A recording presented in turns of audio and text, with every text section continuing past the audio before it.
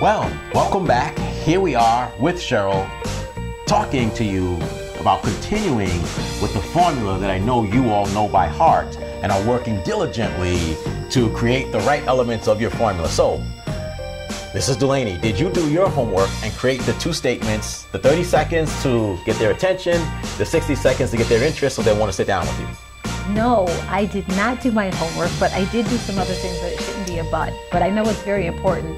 And I went to a networking event, and I really wish I had my 30-second commercial that I made. So this is real life. This is not, we're not doing this as actor and actress. We're doing this as real marketers. I'm a real trainer. She's a real student. And oftentimes, as you know with your clients, people don't always do what they say or what they're supposed to. Right. So two things. This is one reason why so many people struggle at marketing, because they don't want to do this kind of work.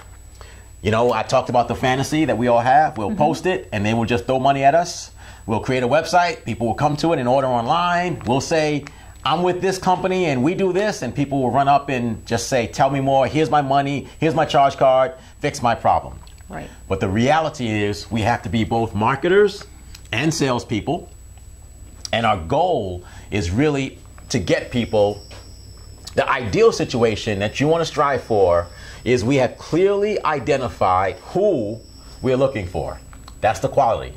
We can say something to get their attention so they approach us and ask us questions. When we answer their questions, we create interest so that they will absolutely say, I want to hear more. I know you're going to sell me something, but what you said, if you can do what you say, I'm all in. I'll give you my money. And that's where we are to this week or today, where we want to demonstrate that we can solve their problems.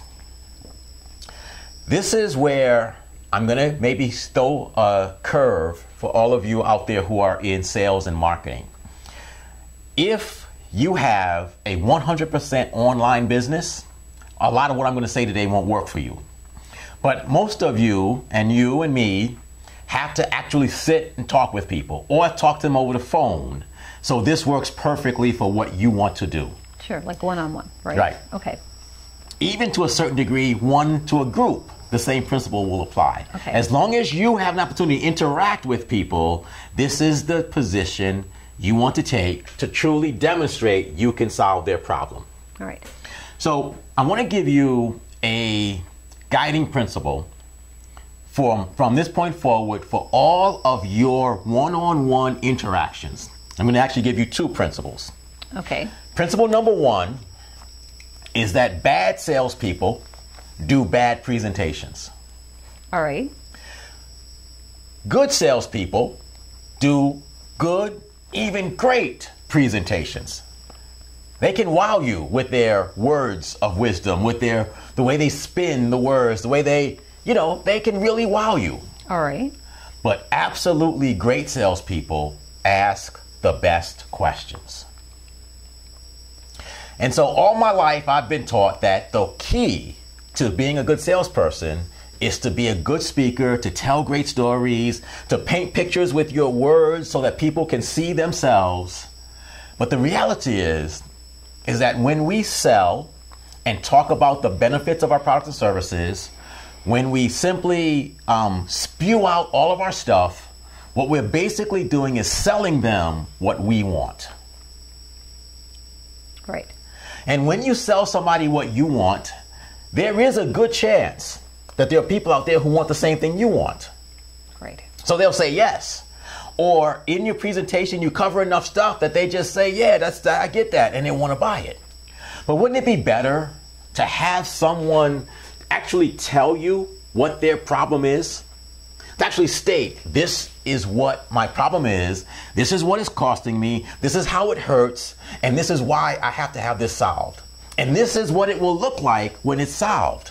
And the only way you can get their problem is to do what? Ask them questions. Ask them questions. Mm-hmm. Now, some of you work in corporate America. Some of you work with individuals. Right. Some of you work with people of all ages, colors, genders, sizes, shapes. So I can't possibly sit here and give everyone the questions they should ask. Exactly. But I can tell you what you want. through your questions, you want to figure out what is the problem and how does it affect the person you're talking to right now. What is their problem and how is that problem affecting them? Okay. You want them to give you that. The ultimate goal is you want them to associate the pain of their problem with their present situation. You want them to feel the pain. Does that make sense? It does make sense. So when someone feels the pain, are they more likely to do something about it? Sure, I would. So that's why you want them to feel the pain. So through questions, you can get them to tell you, this is my problem. This is why I have this problem. This is how this problem is affecting me. And then ultimately, you want to remove as much as possible time from the factor by getting them to picture right today, 5 years from now, 10 years from now, them still living life with that pain. Because you don't want them to think that, I'll just wait it out, or you don't want them to know that this is down the line. You want them to experience it right now. So this is the problem. And when they tell you what their problem is, when they feel the pain, when they understand that something has to change, right, and they're looking at you, they see you as the person who can the solution to solve the problem. Okay. And this is how you demonstrate it. Okay. Good salespeople, talkers, people who are really good on their feet, they spend all their time trying to convince them that they can solve the problem, whereas great salespeople ask the right questions to demonstrate that they can solve the problem. Gotcha. That makes sense. Perfect Now, sense. so what your homework is, and as you can see, I brought this down because a lot of times I say I can do the homework and then I don't remember, so I'm writing it down so I can remember. What questions can you ask to bring out the problem? Okay. What questions can you ask to make them feel the pain of their problem? And what questions can you ask to make them understand they've got to do something now if this problem is ever going to be solved? Okay. And when you can do that, and you do it well, you then, by definition, are demonstrating that you understand them, that you get them, and they're looking at you thinking, wow, I never thought about that way. And that's a good question. Oh. And all of a sudden now, they're ready for you to make them the offer where you solve the problem.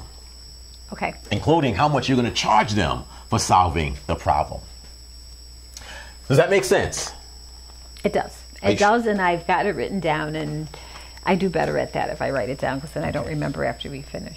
So we woke up one day and we have this product or service that is going to change the world, but we don't have enough money to cure the world's problem, so we're going to pick this subset of people that's called Q. Who are these people that not only have the problem we solve, but they will believe we can solve it. They can relate to us and our background and our credentials and whatever it is. We want to get their attention. We want to create interest. And now today we've just learned that the way to demonstrate we can solve their problem is not by telling them, but by asking questions that get them to associate their problem and what they're going through and see us as the solution on their own without us telling them. Sure. Yes. And so next week we move into how do we take everything they just told us and make them an offer that we hope they can't refuse. That's my Italian mafia comp. You know, I'm going to make you an offer you can't refuse. I'm going to stick to training and coaching.